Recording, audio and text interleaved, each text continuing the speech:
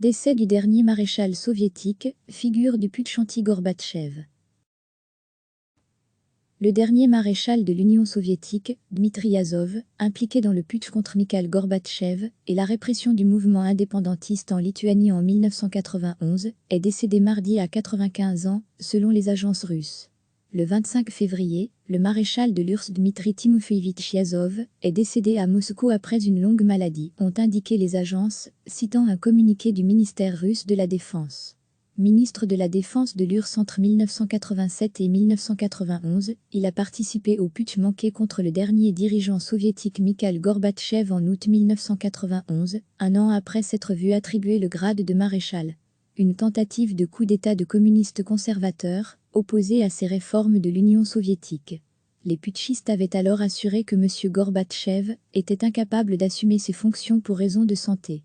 Ils avaient proclamé l'état d'urgence pour 6 mois, le rétablissement de la censure et avaient fait entrer les chars dans Moscou. Le coup a échoué et les putschistes ont été arrêtés 3 jours plus tard, mais ces événements ont scellé le sort de l'Union soviétique, affaiblie par les indépendantistes dans les républiques, et qui sera finalement dissoute en décembre 1991. Arrêté avec les autres putschistes, Dmitri Azov sera libéré de prison en 1993 et amnistié en 1994. Après son décès, il ne reste qu'un seul putschiste encore en vie, Oleg Baklanov, qui était vice-président du Conseil de défense auprès du président soviétique au moment du putsch. En 2019, Dmitri Azov a par ailleurs été condamné à 10 ans de prison par contumace par la justice lituanienne, pour avoir participé à la répression en janvier 1991 du mouvement indépendantiste en Lituanie, alors République soviétique, qui avait fait 14 morts et plus de 700 blessés.